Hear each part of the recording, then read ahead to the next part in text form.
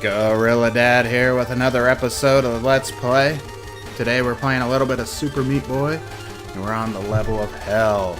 So let's let this intro play out.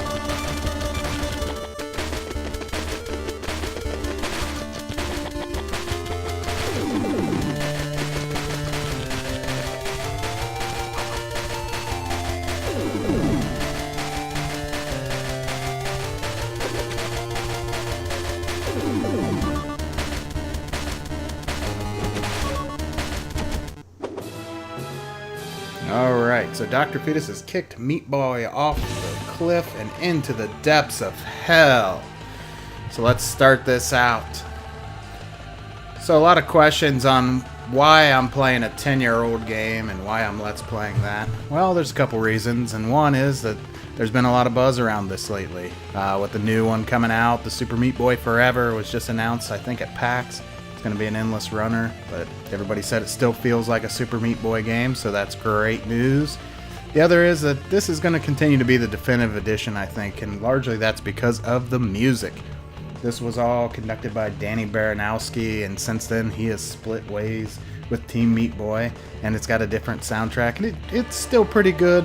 I give them credit, but I don't think it's as good as this original soundtrack. This soundtrack is awesome. This thing is one that you can just play in the car, you can jam while you're going down the road. You do not have to be ashamed playing the Super Meat Boy soundtrack. So you've seen a couple levels here.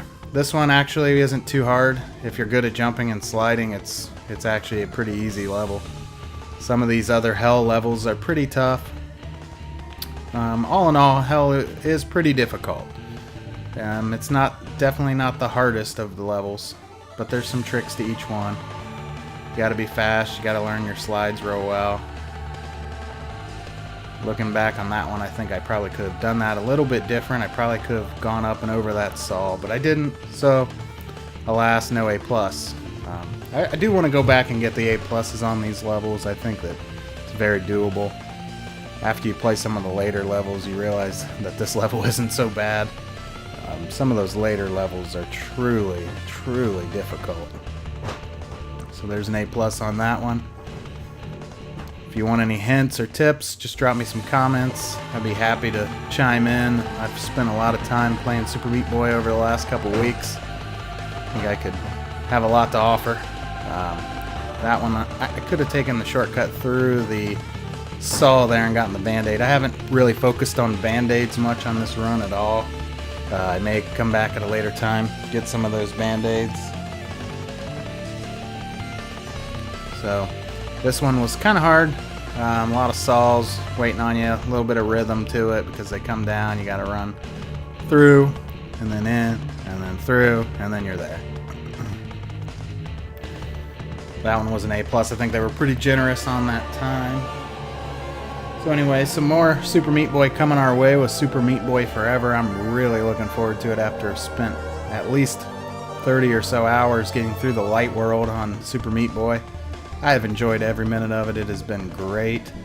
I just can't recommend it enough. I think this is probably the best pure platformer that's ever been made. I mean, they took the Mario formula, they added saws and blood, and they added a meat cube. I think is a flayed cube human. I'm not sure. In the new Super Meat Boy Forever, pretty awesome. Bandage Girl and Meat Boy have a baby, so hopefully that's in canon. I'd like to hear the backstory on that. I'm sure that that'll come out. And I'm sure there will be a lot of interesting stuff on Bandage Girl and her baby. So we're going to keep playing through these. This one new mechanic on these was the portals. They do make things a little bit challenging, as you can see. You got to kind of hit them at the right time, and it matters what angle you hit these at. So if you hit it from the top, you're going to drop down. If you jump into it, you're going to jump up. You got to take all that into account as you're playing through. Clearly those fireballs inspired by Mario. This portal level, not too bad. You just have to time your jump just right to get in there. This one is a little more difficult. It took a little while to figure out what the heck you needed to do. So you got to get your key and drop down. You got to drop back in this portal.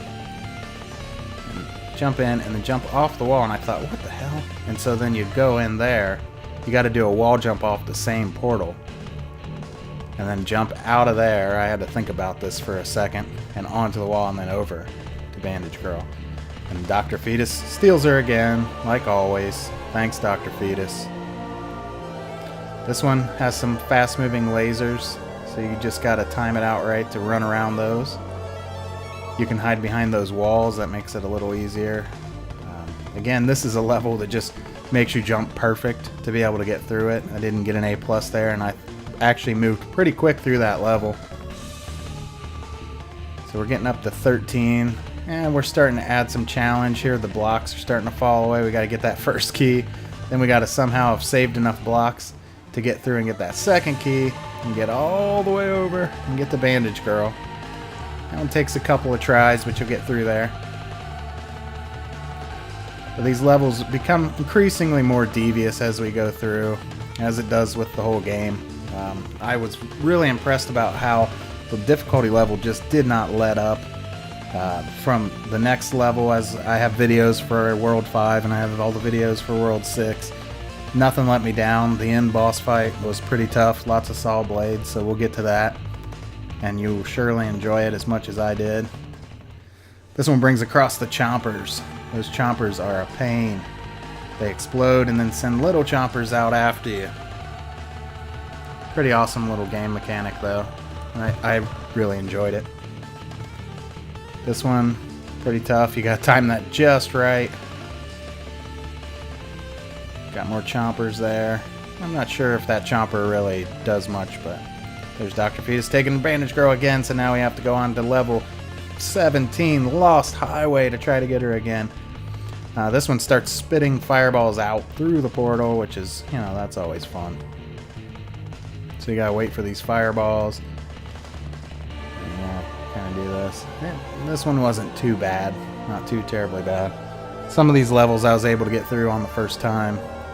Some of them took a little longer. This one took a long time, guys, I'm not gonna lie.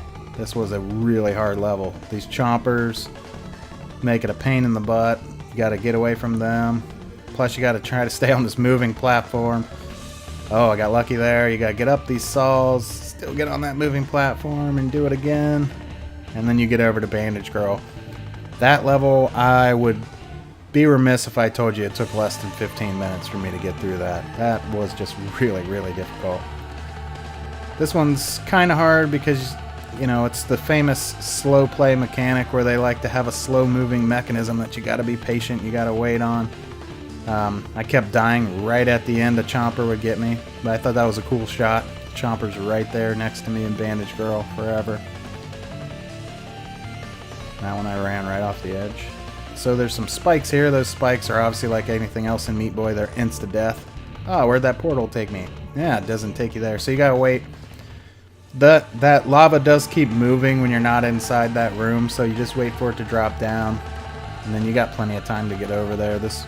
You have to figure out that mechanic. Once you figure it out, not much of a challenge. Now this room was a little different. Those lasers, I think they're pretty cool. I like that mechanic. So no A+. I'm going to have to obviously go back through, get some A+ so I can bring the Dark World to you guys. I think those Dark World levels are going to be cool. So that's all the levels the bosses unlock. So on the next episode, I'll take you through for the boss of hell. Thanks for joining me. I'm Gorilla Dad. If you like this, please hit subscribe or like so I can keep doing these videos. Catch you later.